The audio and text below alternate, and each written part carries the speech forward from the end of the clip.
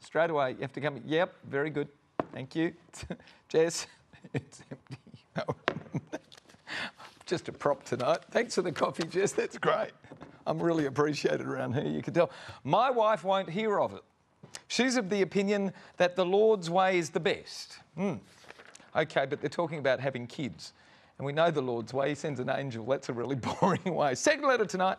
Loose lips sink ships. Now it's the media and the do-gooders who protest against this. Oh, yes, because of the lock-up on all the conversation regarding our national security. In the last letter tonight, my husband doesn't want to give our kids the sex talk. Probably because he's never had one himself. You give it to him, love. All these letters, a beautiful lineup of panellists, and we'll see you in about 10 seconds. Bye for now.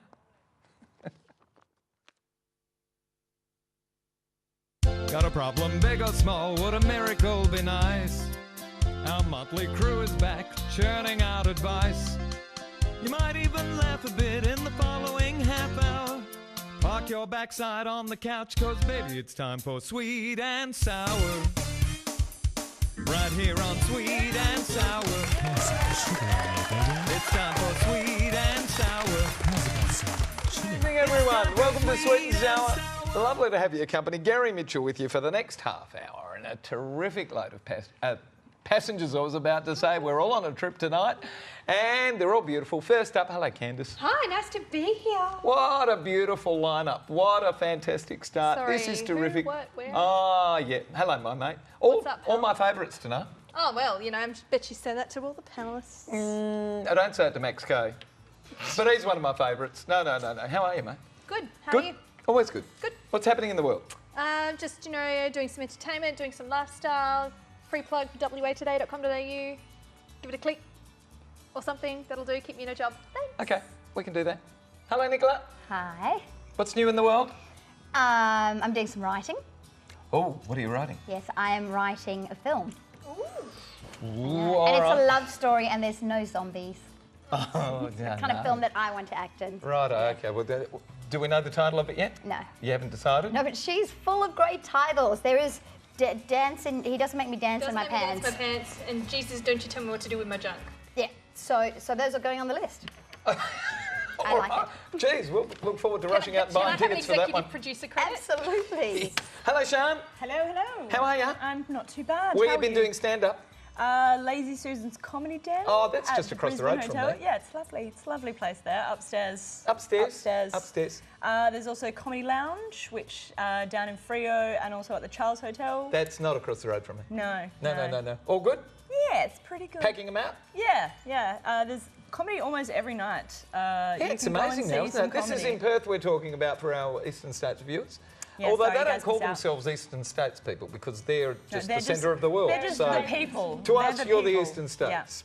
Yeah. Hello, Suzie Hunt. Hello. How are you? Very well. Nice I've got to something see you. to tell you about Rottnest. Oh my God, without a prompt. I know, it's exciting. Go on, tell us. Drum roll. Carnival was last weekend and it was an outstanding success. So it's really worth, next time it comes around next year, you should definitely go. So when you say it was an outstanding success, it was an outstanding success for Rottnest overall? It was outstanding success for Rottnest and everyone who went thoroughly enjoyed it and the businesses all got involved and it was a fantastic Is my mate Aristos still operating right on the foreshore there? He is, and in we the don't best do shameless location. plugs. The best location. Hello, Ali. Here we go. Rhythm Method, this one's entitled. Hello, Mitch and panellists. My wife of 9 years has always been a very strong Christian and has even changed denominations if she found something better than she had before. For me, I just sit back and am generally happy to support her because she's a good woman who does a lot of good for others. We're in our 40s, and that's a relevant point here because we haven't been able to have kids so far, and I'm very keen to try IVF programs, expensive though they are. My wife won't hear of it. She's of the opinion that the Lord's way is the best, and if the Lord wills it to happen, it will, but she certainly wants kids too. She's now very heavily into faith healing. She's attached to the charismatic church and she wants me to attend regular healing services and she insists that will give us a family if God deems it. You see my issue. How do I convince her to consider a proper in vitro program? How long can I wait for this faith healing to work before it's just too late for us? What do I do here, please? Comes to us from Malvern, Victoria. Kelvin's writing in. Candice, first to you. You only have two options. You have the option stay with your wife and support whatever method she deems to be the right one for her, because it is her body after all. But you also do have the right to have children if you choose. So if your wife is not willing to have IVF, you have to choose. Do you stay with the wife and have no kids, potentially? Or do you leave the wife and potentially have kids with someone else? Or do you discuss things like adoption? I don't think it's completely you know, a deal breaker necessarily, but it seems like there are some firm conversations that you should be having with your wife and not necessarily with us. Why do you think that this woman actually deems science, if I can collect it all together under that term, is not of her God's making? Because? Because? I, as an IVF person who did it for 5 years, the Catholic Church, for example, doesn't believe in most of the programs. There is one program that they abide by, which is GIFT, where the sperm and the eggs are never touching because they do it the way that they do it. And this is when I was doing it, because churches see this as interfering. But I if I can just butt in, essentially, you've taken the lead. Essentially, IVF. This person's never been to a doctor. How do you know that they need IVF? I mean, the reality is there are so many reasons for infertility, and IVF is one way. It's actually not IVF. IVF is the final one. Assisted reproduction is the terminology. And the reality is it could be as simple as she's got a polyp covering her fallopian tube, or maybe he's not producing enough sperm.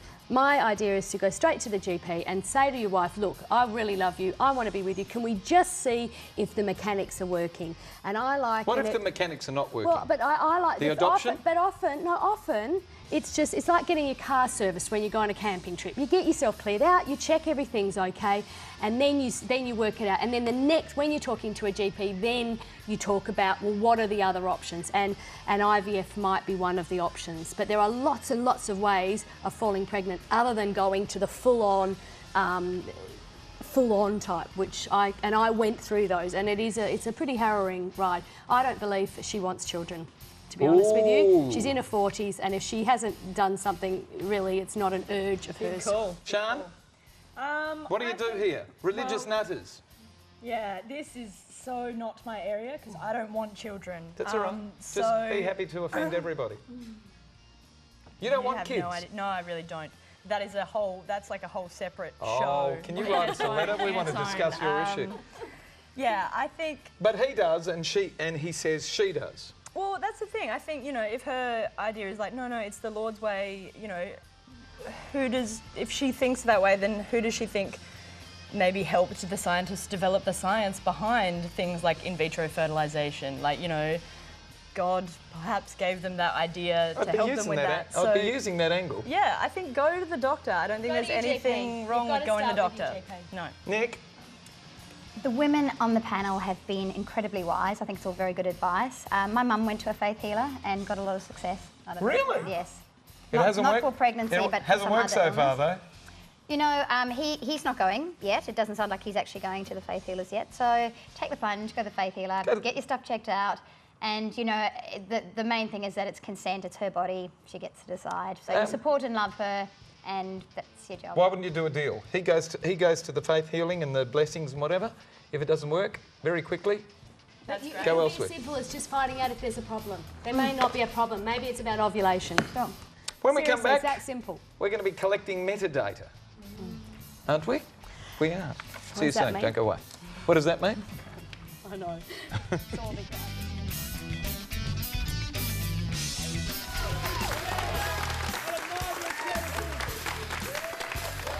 Goodness, you don't know what we're talking about. You're lucky. If you'd like to send us a letter, though, send it to the address that should be appearing on your screen right now, to letters@sweetandsour.net.au, or visit our website at sweetandsour.net.au, or you can even give us a like on Facebook or send us a tweet. And for everyone who does, and we do discuss their letter, we're going to send you to the movies, courtesy of Natalie Cameron and NRC Communications. And the movie we're sending you to this week is called what? little death. Oh, you're very good. You know what that Actually, means, is right? about having an orgasm. Is it? Yeah. And what do you need for And an it's an orgasm? Australian film, a clitoris. You just had to sneak it in there somewhere, didn't you? You've done very well. Why is it called a little death? Le petit mort. There you go. It's a French Does thing. that explain it? It's a French thing. Like, that's where it comes from. It's If like, we Okay. need to Australian explain it, actors. you haven't You done know, one. we've just It's a had a pretty whole lot of sexy people just film. decide to rush out and buy tickets. Okay, Very here we sexy go. film. Dear sir and guests, first time we've had that. I don't get the mentality of some Aussies.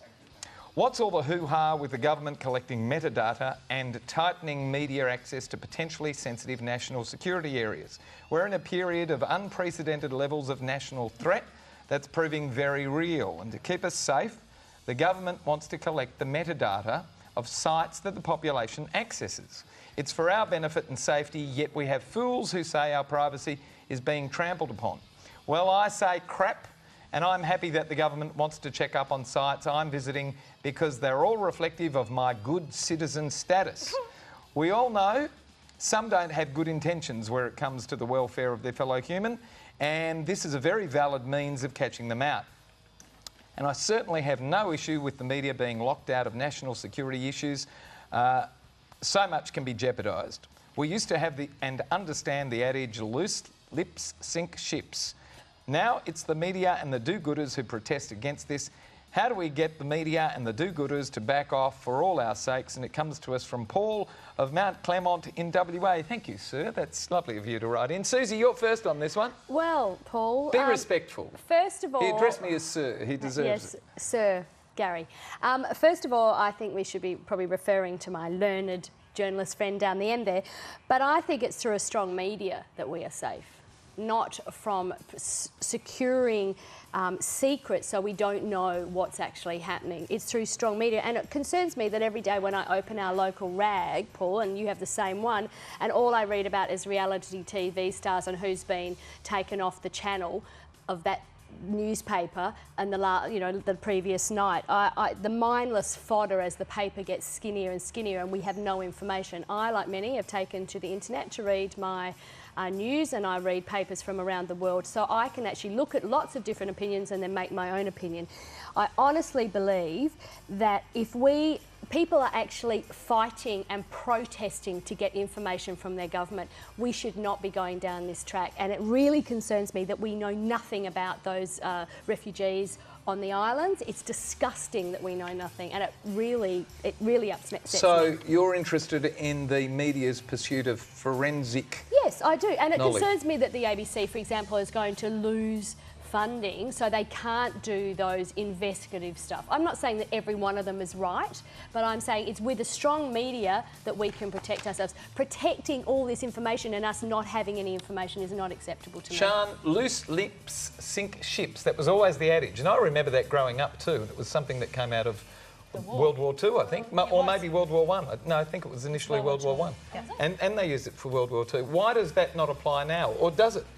I think we need to stop thinking our ships are as important as we think they are. No one cares about our ships. No one cares. It's like a canoe at the bottom of like the tiniest little river you've ever seen. South Australia cares. South one Australia cares. cares about our submarines, though. South Australia barely has water to have a watercraft be propelled on it. Like, that's not even a thing. But this guy, no, he's like, oh, we have fools that say our privacy is being trampled on. You're a fool. You're an actual fool. Excuse me. Because it's ridiculous. The thing is, because... Why? Why do you always do this to me? You always whine me. No, it's You've because... got to explain yourself. Why? It's because, like, he's going, oh, but I like it. I like being watched by my government because I'm good, so I've got nothing to worry about. You think you're good at the moment. Why is that not a true perspective? But what's to stop the government going, oh, OK, I don't like people who use the word hoo-ha. Very good. So now Very good you're point. in trouble. That's you're why I no ask longer you a why. good citizen. Very good. Or is it? Nicola? Hashtag hey ASIO. That's what I put on every ridiculous thing that I put on my Facebook status. I'm concerned because I work for government. I'm a teacher, and I'm very involved in education programs. And for them to have the ability to have access to my Facebook page where I have opinions, and I am very concerned about restriction to media. I have. But you're not scared of voicing your opinions, especially when you put them on Facebook. But I will be, because it's actually going to be against the law in a minute. So I'm not allowed to say anti-government stuff. We've been told that on your Facebook page, because you're promoting anti-government stuff and they pay your wages. So teachers have already been told that. Ooh. Yes. Wow. And that is, That's if tough. that is being monitored, then you know, I can't say, wow, you know, this is being restricted. It stops community conversation about things that are happening that are outrageous. Okay. You know, We it's scary. perhaps need to have an extension of a Human Rights Commissioner that assesses how much scrutiny we're actually allowed to give the government, I think. If you're going to tighten up security, you certainly need to tighten up scrutiny of that security as well. Absolutely. You need a balance. Candice, last word. I'm going to be quick because I could talk about this all day. You, sir, are the epitome of ignorance is bliss. Why will the media and these do-gooders not back off for all of our sakes? Because we will fight for the rest of our lives for our right and the right of everybody to ask questions of the people we elect. Freedom. It's one of those tenets of freedom. Yeah. When we come back, speaking of freedom, we're going to be having a sex talk with all of you. Don't go away. More of Sweet and Sour. What, another one? Another one. When you can't afford the app, because I'm not too sure if they've got an app, you just watch this show, Sweet and Sour. It's cheaper than an app, I think.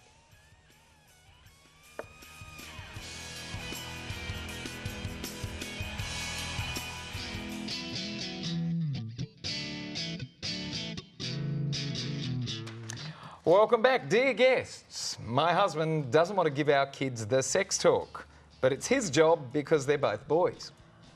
They're only 10 and 12, but he says they'll learn how the rest of us learn, and that is not from our parents, but from our peers and our own curiosity and questioning. And now they have the benefit of the internet. It's not the same at all in my view, and to leave the kids to the mercy of the school of hard knocks is just the same as parents expecting the schools to teach the kids morals, manners and ethics. It may happen, but it will definitely fall short of the value that only a parent can instill in a child.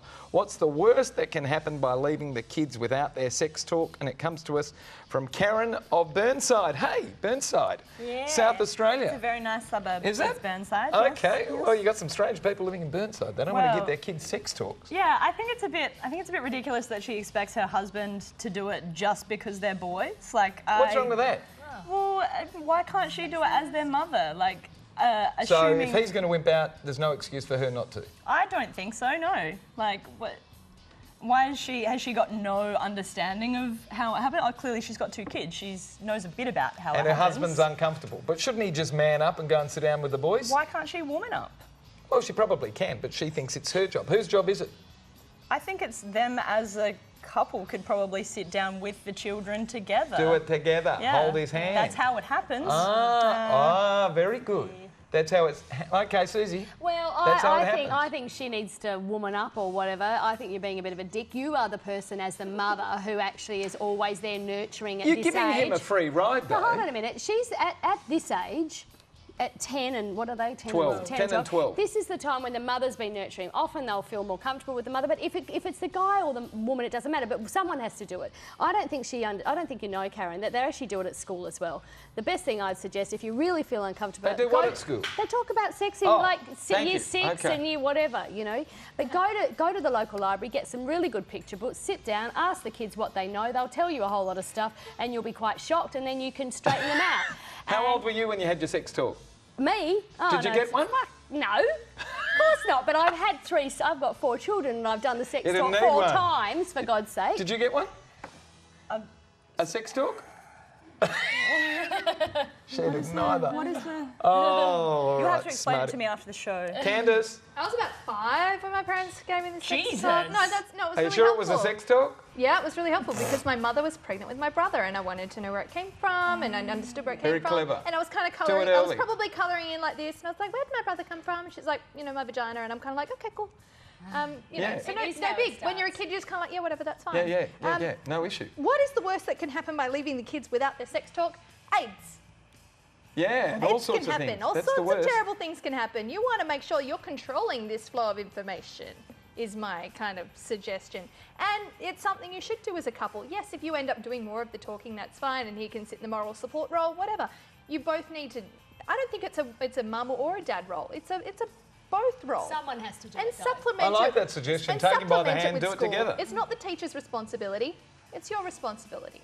Nick, whose job? I had 3 brothers, and They told you? No, my parents told us from as soon as we could.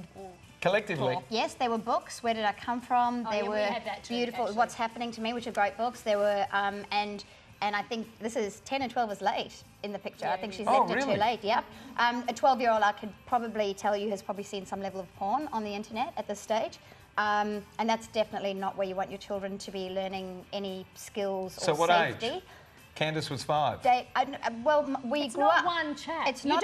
don't sit there for an hour and go la la la. This is all it. It's small chats frequently. Because 2-year-olds ask questions. My Take 'em- 2-year-old take asked 'em for questions, coffee. and I took the book out and we showed them the stuff. And it's important, you know. Your 10 and 12-year-old boys. These are boys. They need to know about consent. They're they need to having know about erections. a woman's. Okay, absolutely. okay. But the question is, and Candice answered from her point of view, what's the worst that can happen? Rape can happen. Rape can happen. Yeah.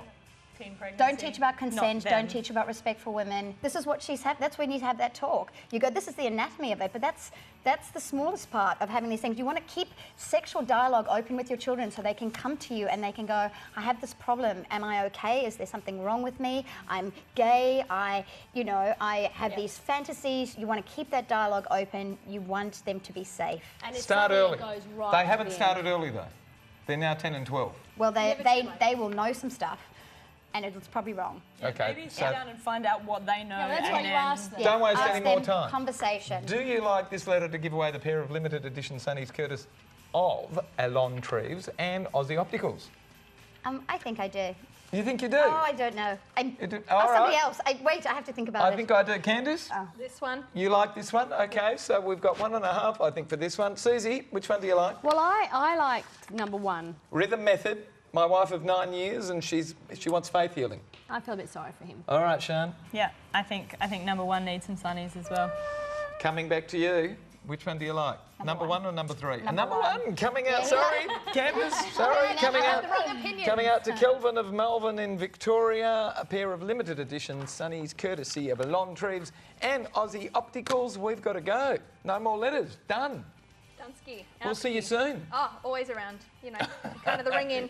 You're Someone calls terrific. in sick, I'm in. Great to have you.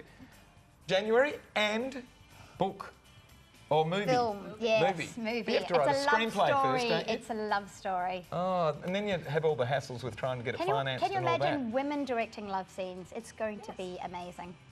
Yes, I imagined it for a little while, but yeah, very touching. Where do we see you? Lazy Susan's Comedy Den, Comedy Lounge is around the place, Laugh Resort as well. There's so many Oh, in Perth. So you many. get around. Where are we going to see you? I know. I don't know. I know. Back here. It's the only place anyone ever sees And me. Rocknest, of course. Oh, yes, of course. Thank of all of our wonderful panellists. Thank our terrific crew. And thanks for having us at home tonight, Australia. Good night.